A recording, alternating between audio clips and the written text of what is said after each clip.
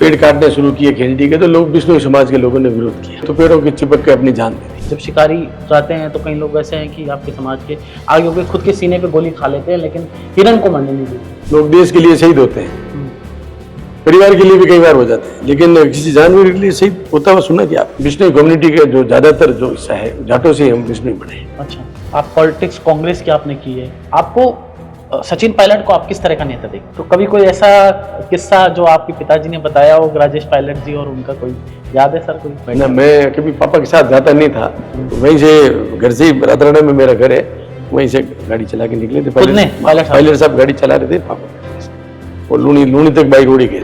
खिचड़ी को हम छांगते भी नहीं है, छांगने में आप समझते हैं, एक तो कटा ही नहीं, पशुओं के लिए इसको काटते हैं ऊपर का हिस्सा, उसको छांगना बोलते हैं, हम छांगते भी नहीं है। अच्छा, नरेगा के पास दूसरा कोई काम है भी नहीं, करते क्या, खाली तालाब ही तो खोदते हैं, तालाब को आप कितना खोदोगे? मैं आपके साथ बैठा हूँ पॉलिटिक्स में, और मैं आपको पीछे से पीठ में आपके ही छुरा घोंप दूं। आजकल जो ये पॉलिटिक्स में सिस्टम बढ़ा है, साथ बैठ के भी पीछे से जो करते हैं या पुल द लेग्स करते हैं, सही बोल रहे हैं। टीवी दे रहे हैं, लैपटॉप दे रहे हैं, साइकिल देने शुरू हो गए, ये बढ़ता बढ़ता पूरे हिंदुस्तान में फैल गया। पहले साउथ में था। आप एक नई पार्टी करके उभरी है, 4 एमएलए हैं, सांसद भी बना है, किस तरह से देखते हैं कि क्या लगता है कि कांग्रेस की पॉलिटिक्स को आने वाले समय में क्या नुकसान?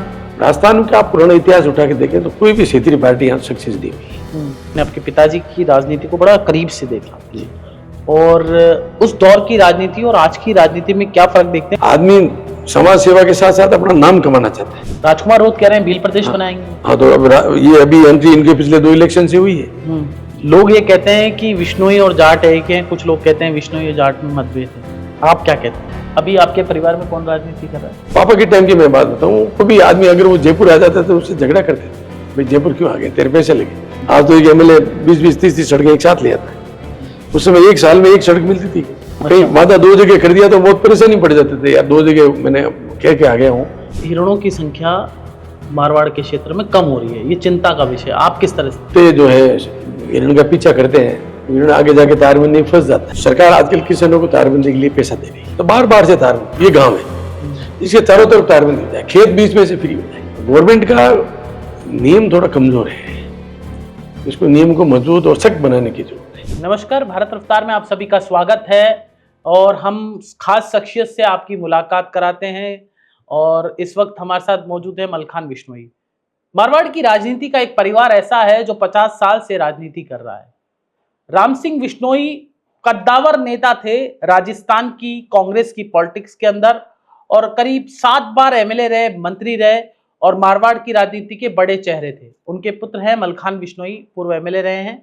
और बड़ी बात यह है कि मलखान जी हमारे साथ हैं, और मलखान जी से हमारी आज खास बातचीत करने इसलिए चाह रहे हैं क्योंकि बिश्नोई समाज का एक बड़ा बलिदान का कार्यक्रम होता है, खेजड़ी का मेला, उसको लेकर हम बातचीत कर रहे हैं। दरअसल बिश्नोई समाज ने बलिदान दिया था वृक्षों को लेकर, इस पर हम खास बातचीत कर रहे हैं, और इसलिए हम आपको बता रहे हैं कि मलखान जी का बड़ा योगदान है, क्योंकि इनके पिता राम सिंह बिश्नोई पहले इस मेले को चलाते थे, और उसके बाद लगातार मलखान जी इस मेले का अध्यक्ष हैं और लगातार काम कर रहे हैं। उनके साथ बहुत सारे लोग, समाज के अन्य प्रतिनिधि भी काम करते हैं, और मलखान जी सभी को साथ लेकर चलते हैं। मलखान जी, बहुत बहुत स्वागत है आपका।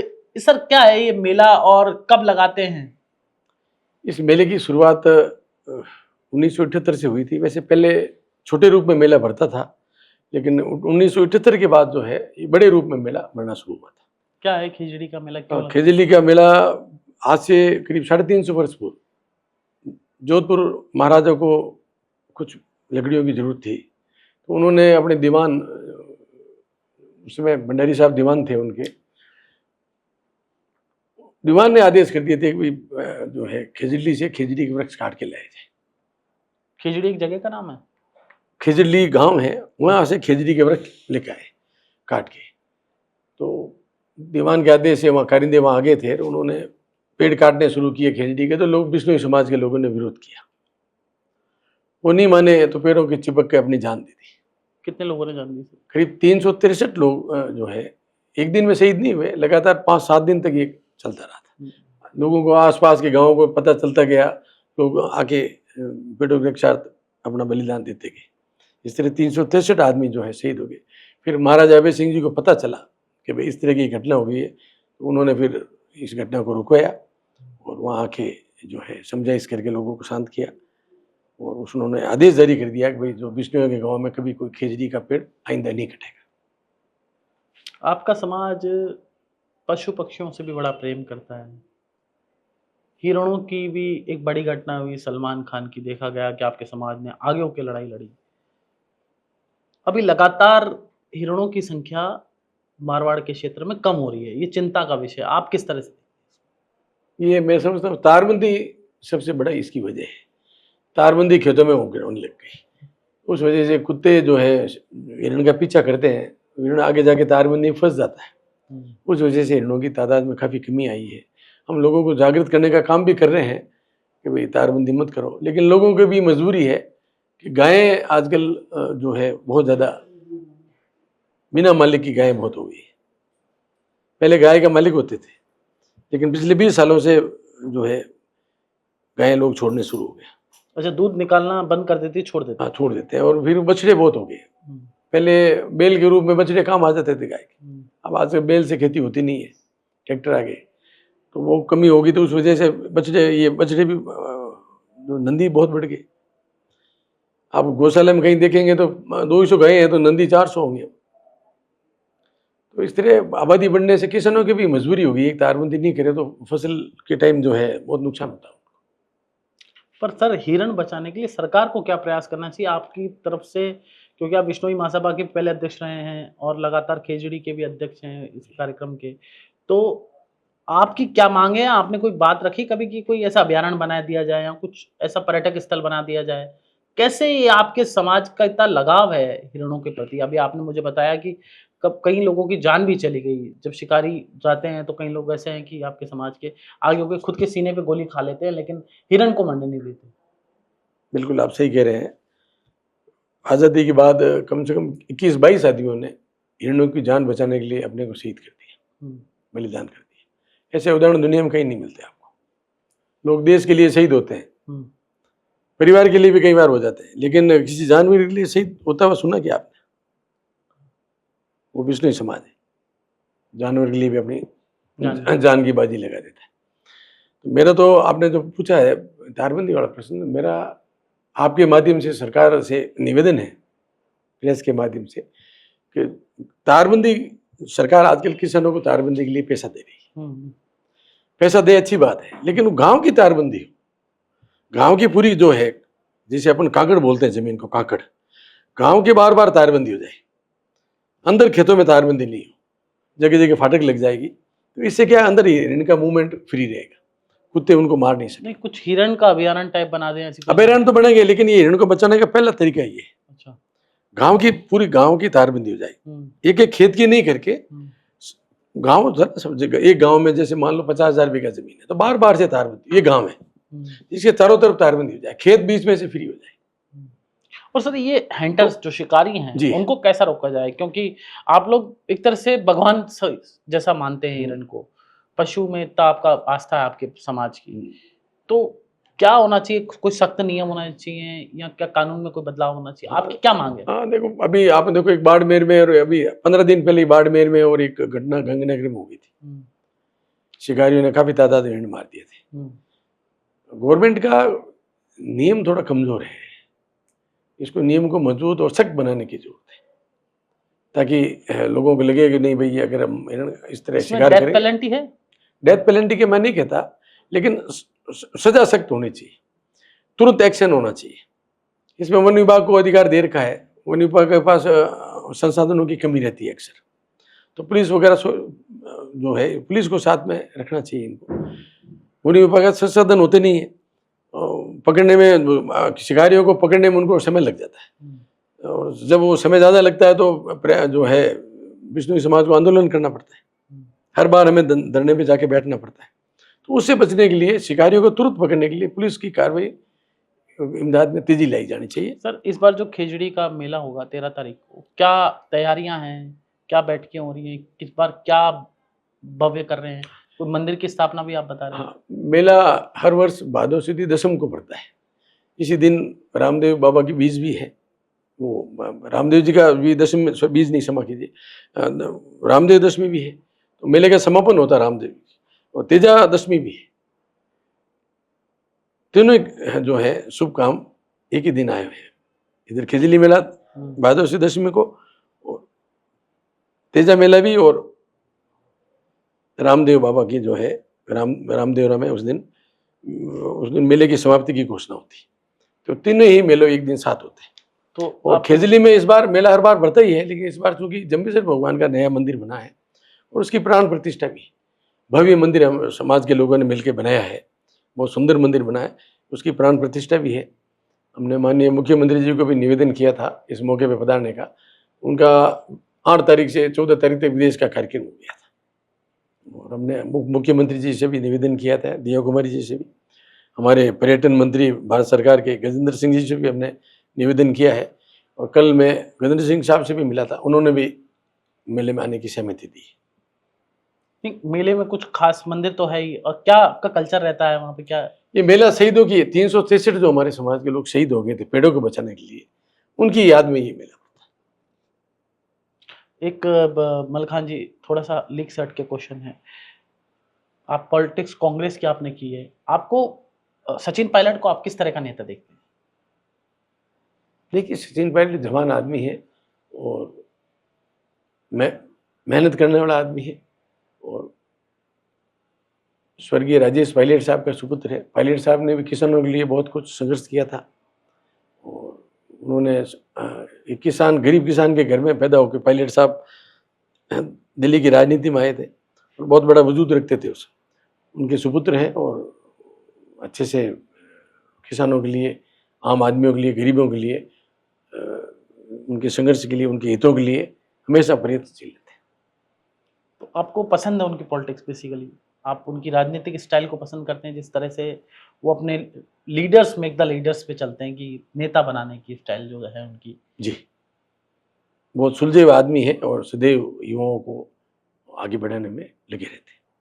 आपके पिताजी के उनके पिताजी से कैसे संबंध रहे? मेरे पिताजी स्वर्गीय राम सिंह जी बिश्नोई साहब के और स्वर्गीय राजेश पायलट साहब से बहुत नज़दीकी थी, और बहुत मित्रत्व व्यवहार था, और जब भी वो दिल्ली उनका जाना होता था तो पायलट साहब से मिले बगैर वापस नहीं आते थे, क्योंकि वो असली उनमें उनको किसान की छवि दिखती थी, राम सिंह जी को पायलट साहब में। तो कभी कोई ऐसा किस्सा जो आपके पिताजी ने बताया हो राजेश पायलट जी और उनका, कोई याद है सर? कोई आपको बताया हो कि राजेश जी के साथ में यहाँ गया था, ऐसा हुआ कोई हंसी मजाक का किस्सा, या दोनों के साथ कोई भोजन करते वक्त आप बैठे? ना, मैं कभी पापा के साथ जाता नहीं था, तो मुझे आइडिया नहीं है इसका। ऐसा कोई किस्सा याद नहीं है आपको? आपके घर पे आए होंगे हाँ, पायलट साहब घर पे आए हुए हैं, घर पे खाना भी खाया हुआ है कई दफे। मीटिंग थी 98 में, 98 के चुनाव थे, उस समय पहली मीटिंग ही पायलट साहब की थी लूणी क्षेत्र में। अच्छा। सुबह 9 बजे घर पे पधार गए थे, और फिर खाना खा के फिर प्रचार में गए थे लूणी। मैंने सुना है कि उस प्रचार में जब पायलट साहब गए थे तो पायलट साहब गाड़ी चला रहे थे, पता नहीं आपके पिताजी बैठे थे साथ में प्रचार के दौरान? बिल्कुल बिल्कुल, वहीं से घर से रातराड़ा में मेरा घर है, वहीं से गाड़ी चला के निकले थे। पायलट साहब गाड़ी चला रहे थे, पापा बैठे थे, और लूणी तक बाई रोड ही गए थे। ये बड़ी बात बताई है बिश्नोई साहब ने कि स्वर्गीय जो राजेश पायलट जी थे वो गाड़ी चलाने के बड़े शौकीन थे, और जैसे सचिन पायलट को बताया जाता है कि बड़ा शौक है गाड़ी चलाने का, तो पायलट साहब खुद कई बार प्रचार में ड्राइवर को हटा के खुद गाड़ी चलाते थे। तो राम सिंह बिश्नोई जी जब चुनाव लड़ रहे थे लूणी से, तो स्वर्गीय पायलट साहब खुद गाड़ी चला रहे थे। राम सिंह बिश्नोई जी उस वक्त चुनाव लड़ रहे थे और मारवाड़ की राजनीति के कद्दावर नेता थे। मलखान जी, अब जो बिश्नोई समाज है उसकी एक चिंता हिरण की तो थी, एक पेड़ों की बड़ी चिंता रहती है बिश्नोई समाज को। सिर्फ खेजड़ी नहीं, और भी वृक्ष कहीं कटे नहीं। जिस तरह से लगातार आबादी बढ़ रही है शहरी क्षेत्र में, और वृक्ष कट रहे हैं, जिसके कारण अतिवृष्टि, ओलावृष्टि, कम वृष्टि, कम वृक्ष, मतलब पानी कम पड़ रहा है, बरसात कम हो रही है, या कभी गर्मी ज़्यादा पड़ती है। तो ये जो जलवायु परिवर्तन का बड़ा प्रॉब्लम्स हो रही है, तो अब उसको लेकर आप समाज को कैसे जागरूक कर रहे हैं, या समाज की क्या इच्छा रहती है? बेसिकली जोधपुर में विष्णु समाज जो बसा हुआ है, पानी की बहुत कमी रहती है और बगैर पानी आपको पता पेड़ लगते नहीं है, ये बहुत बड़ी उस विषम परिस्थितियों में आज विष्णु समाज के गाँव में खेजड़ी पेड़ की बहुत बहुतायत है। खेजड़ी को हम छांगते भी नहीं है, छांगने में आप समझते हैं, एक तो कटाई नहीं, पशुओं के लिए इसको काटते हैं ऊपर का हिस्सा, उसको छांगना बोलते हैं, तो हम छांगते भी नहीं है विष्णु अच्छा कभी पेड़ को। तो दूसरा मेरा आपके माध्यम से सरकार से ये मांग रही है कि अगर पेड़ लगाने अपने को भविष्य बच्चों का सुधारना है, जलवायु को गर्म होने से रोकना है, तो मेरा आपके माध्यम से सरकार से निवेदन है कि नरेगा का काम चल रहा है, नरेगा के माध्यम से पेड़ लगाने का कार्यक्रम शुरू कर दिया जाए। तो मैं समझता हूँ लाखों करोड़ों पेड़ जो है हर साल तैयार हो सकते हैं। सर पेड़ तो लगाते हैं, प्रॉब्लम ये है कि पेड़ लगाने के बाद उसकी देख रेख बड़ी समस्या है। अभी भी मुख्यमंत्री जी का एक अच्छा अभियान था, प्रधानमंत्री जी भी लगातार प्रयास कर रहे हैं, मुख्यमंत्री जी भी कर रहे हैं, और जो भी कोई भी पार्टी का नेता वो लगातार प्रयास करता है, लेकिन ultimately implementation is a big thing. मतलब बाद में पेड़ लगाने के बाद में उसका देख रेख करना, तो ये तो समाज को जिम्मा लेना चाहिए, मतलब विष्णु समाज और समाज को भी जागरूक करे। इसमें जहाँ भी पेड़ लगते हैं तो उसका प्रोटेक्शन के लिए आसपास तारबंदी कर दी जाए। मैं आपसे कोई निवेदन करूँ, नरेगा पे जो फेमिन चलती है उन लोगों से कांटे की बाढ़ बना दे पेड़ में, पेड़ को लगाने के बाद उसको सेफ करना जरूरी होता है, नहीं तो पशु खा जाता है उसको। तो कारण या तो तारबंदी कर दे चारों, अगर बहुत सघन मात्रा में पेड़ लगाए तो तारबंदी हो जाएगी, और आपने कम मात्रा में पेड़ लगाए तो उसके लिए कंटिन्यू बाढ़ हो जाएगी। और कंटिन्यू जो है नरेगा वाले कर्मचारी उसका ध्यान रखें। नरेगा के पास दूसरा कोई काम है भी नहीं, करते क्या, खाली तालाब ही तो खोदते हैं, तालाब को आप कितना खोदोगे। नरेगा का जो है असली यूज ही इसमें हो जाएगा। एक मलकान जी एक क्वेश्चन सवाल ये भी, आपने आपके पिताजी की राजनीति को बड़ा करीब से देखा जी, और उस दौर की राजनीति और आज की राजनीति में क्या फर्क देखते हैं? उस दौर में मुझे जहां तक मैंने अध्ययन किया है, मुझे लगता है कि उस दौर की राजनीति के अंदर जिस तरह से आज के दौर के अंदर अधिकारी राज हो रहा है, मतलब हर कोई ये कहता है कि अधिकारी सिस्टम चला रहे हैं, मतलब आज जो सिस्टम चल रहा है पिछले कई सालों से, लेकिन उस दौर में आपने क्या देखा, क्या ऐसा था? पुराने टाइम में नेता सशक्त थे, मजबूत थे, उनका पूरा ब्यूरोक्रेसी पे हमेशा पकड़ रहती थी, और कुछ खुद भी वो समाज सेवा के लिए आते थे। पहले जो पुराने जो नेता हैं राजनीति में आए हैं वो सब समाज सेवा करने के लिए आए। अब कैसे नेता आ रहे हैं? अब भी समाज सेवा के लिए भी आते हैं, लेकिन साथ में अपने नाम के लिए भी आते हैं। आदमी समाज सेवा के साथ साथ अपना नाम कमाना चाहता है, इसलिए वो राजनीति में एंट्री लेता है ताकि लोग मुझे जाने। तो उसमें उद्देश्य मतलब पब्लिक इंटरेस्ट कम है, खुद का इंटरेस्ट ज्यादा। हाँ, उद्देश्य थोड़ा भटक जाते हैं। पुराने जो नेता आते थे वो उनका एक ही काम रहता था, कैसे लोग समाज का भला हो, सरकारी सहायता कैसे अंतिम छोर में बैठे आदमी तक पहुंचे, उस काम में वो लगे रहते थे, किसी गरीब के साथ अन्याय नहीं हो, इस बात का वो ध्यान रखते थे। और एक पापा के टाइम की मैं बात बताऊं, कोई आदमी अगर वो जयपुर आ जाता था तो उससे झगड़ा करते थे, भाई जयपुर क्यों आ गया, तेरे पैसे लगे, तो मुझे एक 10 पैसे का पोस्ट कार्ड क्यों नहीं डाल दिया। मतलब एक पोस्ट कार्ड पे वो काम करते थे। अब वो कल्चर ही खत्म हो गई, अब तो डिजायर पे काम नहीं हो रहा सर। तो समय लगता, वो चिंता करते थे भाई आदमी जयपुर आएगा उसके पैसे खर्च होंगे, क्यों नहीं मेरे पास पोस्ट कार्ड ही भेज देते, या मैं जब जोधपुर जाऊं या क्षेत्र में जाऊं तो उस समय मुझे बता देते। तो उनकी सोच हमेशा गरीब आदमी के प्रति रहती थी कि भाई इसके पैसे नहीं लग जाए, बिना कोई खर्च किए उसका काम होना चाहिए, इस बात पे लगे रहते थे। हालांकि उस समय संसाधन लिमिट थे सरकार के पास भी। एक विधायक को मुझे याद है, एक कहीं सड़क का वादा कर देते डामर रोड का, तो एक सड़क लाने में ही उनको बहुत जोर पड़ता था। आज तो एक एमएलए 20-20, 30-30 सड़कें एक साथ ले आता है, उस समय एक साल में एक सड़क मिलती थी। कहीं वादा 2 जगह कर दिया तो बहुत परेशानी पड़ जाते थे, यार 2 जगह मैंने कह के आ गया हूँ और मुझे सड़क एक मिलेगी। उस समय बहुत सरकार के भी संसाधन सीमित थे। हालांकि लोग पुराने जो सिस्टम में लोग इतने परेशान भी नहीं करते थे, समझते थे। अब लोगों के उम्मीदें आकांक्षाएं बहुत ज़्यादा बढ़ गई। पॉलिटिक्स में अब आदमी का जीना इतना कठिन आसान नहीं है। मलखान जी एक बताइए, पॉलिटिक्स में जो स्तर गिरा है, पहले कभी ऐसा नहीं होता था कि मैं आपके साथ बैठा हूँ पॉलिटिक्स में और मैं आपको पीछे से पीठ में आपके ही छुरा घोंप दूं, आजकल जो ये पॉलिटिक्स में सिस्टम बड़ा है, साथ बैठ के भी पीछे से जो करते हैं या पुल द लेग्स करते हैं। ऐसा नहीं है, आप जो फरमा रहे हैं तो हर आदमी, चाहे पॉलिटिशियन हो, चाहे अधिकारी हो, चाहे व्यापारी हो, चाहे किसान हो, सब आते तो अपने ही समाज से ही है। तो जैसा समाज का ढांचा होगा वैसे ही पॉलिटिशियन आएगा, वैसे ही अधिकारी आएगा। तो ढांचा समाज का खराब हो रहा है, तब ये स्थिति पैदा हो रही ये समाज का तो खराब हो रहा है, लेकिन राजनीति का जो स्तर गिर रहा है। अब मैं समझ गया, कोई अलग से तो राजनीतिक आते नहीं, आते तो इसी समाज से हैं। जैसा समाज होगा वैसे ही आएंगे लोग। ये तो ये सर बदलाव हमारी आने वाली पीढ़ी के लिए तो खतरनाक है ना। चिंता का विषय है, इस पे बैठ के मंथन होना चाहिए। मतलब पहले अब कोई भी नेता बन जाता है, पहले ये होता था समाज की सेवा करेगा, समाज की हेल्प करेगा, वो नेता बनेगा। अब कोई भी धन बल बाहुबल और लाइजनिंग के सिस्टम से नेता बन रहा है, तो सर स्तर तो गिरना ही है। बिल्कुल एंट्री हुई है धनबल की भी, जो गलत है। वैसे पार्टी अमेरिका में जैसे 2 पार्टी सिस्टम है, मैं उसको सही मानता हूँ। अपनी यहाँ जो क्षेत्रीय पार्टी आती है उसमें भी बहुत दिक्कत आती है। अच्छा, क्षेत्रीय पार्टी आती है, आजकल जितने भी जो प्रलोभन देते हैं चुनाव में, वो सब क्षेत्रीय पार्टियों ने शुरुआत की, राष्ट्रीय पार्टियों ने नहीं की है, क्षेत्रीय पार्टियों ने शुरुआत की। सबसे पहले आपको पता साउथ से हुआ साड़ी देने का, सही बोल रहे हैं। टीवी दे रहे हैं, लैपटॉप दे रहे हैं, साइकिल देने शुरू हो गए।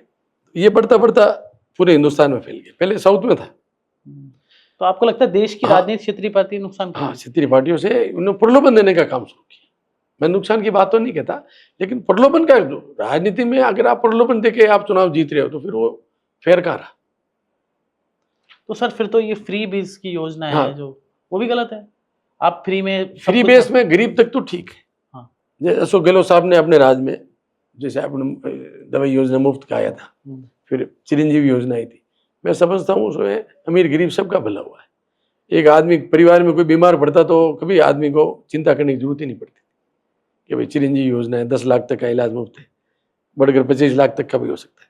तो कई योजनाएं अच्छी थी, लेकिन आपका कहना सही है, गरीब आदमी तक ही सरकारी इमदाद पहुंचनी चाहिए, आगे के तबके तक जरूरत नहीं रहती। तो आपका कहने का मतलब है फ्री बीज,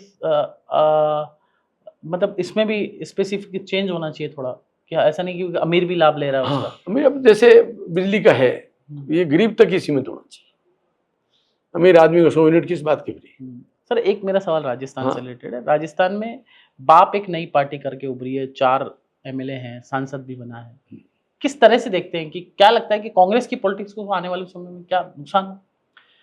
राजस्थान का आप पुराना इतिहास उठा के देखें तो कोई भी क्षेत्रीय पार्टी यहाँ सक्सेस नहीं हुई। पहले जनता दल आया था, फेल हो गया। अच्छा, नहीं होगा। तो फेल हो गया, तब कहाँ जनता दल है क्या? राजकुमार रोत कह रहे हैं भील प्रदेश बनाएंगे। तो अब ये अभी एंट्री इनके पिछले 2 इलेक्शन से हुई है। नहीं, उनकी जो राजकुमार रोत की भील प्रदेश की मांग है, उसको किस तरह से देखते हैं? ये उनका व्यक्तिगत है, क्योंकि इसके बारे में कमेंट नहीं करना चाहूँगा। नहीं, वो तो ठीक है सर, लेकिन ये जो पार्टी है, इससे कांग्रेस को क्या आपको लगता है कि नुकसान हो रहा है इन पार्टियों से, इस तरह की छोटी छोटी पार्टियों? देखो, कांग्रेस का वोट बैंक रहा आदिवासी वोट बैंक कांग्रेस का रहा शुरू से, एससी का, एसटी का, नुकसान तो होता ही है। तो भविष्य में कांग्रेस को मतलब लगता है कि प्लान करना चाहिए जिससे उनका जो मूल वोट बैंक है, मुस्लिम है, एसटी है, एससी है, उसको वापस से, मतलब कांग्रेस में 36 कौम की पार्टी है, जो भी हमसे लोग एससी एसटी के भाई दूर हो गया था, मैं उनको साथ लाने के लिए कोशिश करनी चाहिए। एक सर अंतिम सवाल, लोग ये कहते हैं कि विश्नोई और जाट एक हैं, कुछ लोग कहते हैं विश्नोई और जाट में मतभेद है, आप क्या कहते हैं? विश्नोई और जाटों में कोई मतभेद नहीं है। विश्नोई कम्युनिटी का जो ज़्यादातर जो हिस्सा है, जाटों से हम विश्नोई बने। अच्छा, हमारे सिस्टम, हमारे सब बोलचाल, पहनावा, जीने के तरीके, खेती करने के तरीके, सभी एक जैसे ही। अच्छा, सब कुछ, सभी कुछ एक जैसा है, और जाटों और विश्नोई में कोई फर्क नहीं है, और आपस में गाँव में हमारे बहुत प्रेम रहता है, कभी कोई झगड़ा नहीं होता। आपके तो अध्यक्ष भी अब डोटासरा जी हैं। हाँ, कांग्रेस अध्यक्ष हमारे गोविंद सिंह डोटासरा साहब हैं। कैसा काम लग रहा है उनका आपको? अच्छे आदमी हैं, काफी पुराने राजनीति में लंबे समय से हैं। पहली बार मैं जब 2008 में एमएलए बना था, उस समय से आप विधायक आ रहे लगातार, उस समय से पार्टी को अच्छे से चला रहे हैं, और आपके नेतृत्व में जरूर जो है पार्टी आगे बढ़ेगी। अभी आपके परिवार में कौन राजनीति कर रहा है? मेरा बेटा महेंद्र है, पिछली बार विधायक था कांग्रेस से। अच्छा, वो इस बार भी चुनाव लड़े? जी। इस बार चुनाव हार गए जी। तो ये थे मलकान बिश्नोई, जिन्होंने तमाम मुद्दों पे बातचीत की। इन्होंने बताया कि इनके पुत्र महेंद्र बिश्नोई लूनी से इस बार चुनाव लड़े थे, वोटों से चुनाव हार गए, कुछ वोटों से, और पहले वो विधायक रहे, खुद विधायक रहे, और पूरी पॉलिटिकल फैमिली है। इन्होंने बताया कि हमारा जीवन जो है वो राजनीति नहीं है, हमारा जीवन समाज सेवा है, और हमारा जीवन प्रकृति पर निर्भर है। हम प्रकृति को बचाने के लिए हम कुछ भी कर सकते हैं। और इन्होंने बताया कि हमारा समाज किस तरह से प्रकृति को बचाने के लिए अपनी जान तक दे चुका है। और आप भी अगर मारवाड़ के आसपास रहते हैं और अगर पूरे राजस्थान में कहीं भी रहते हैं तो खेजड़ी का ये जो प्रसिद्ध मेला है इसको जरूर देखने जाएं। वहाँ आपको जो विश्नोई समाज की मूल वेशभूषा है, विश्नोई समाज का बलिदान है, और बड़ी संख्या में विश्नोई समाज के लोग नजर आएंगे, मूल कल्चर नजर आएगा। और उस मूल कल्चर को देखकर, पर्यावरण के प्रति विश्नोई समाज के प्यार को देखकर आपको भी लगेगा एक समाज आपके बीच में ऐसा है जो पशु पक्षियों की और पर्यावरण की रक्षा के लिए अपनी जान दे सकता है, क्योंकि आने वाले समय में पर्यावरण की रक्षा करना आपकी और हमारी जिम्मेदारी है। नमस्कार।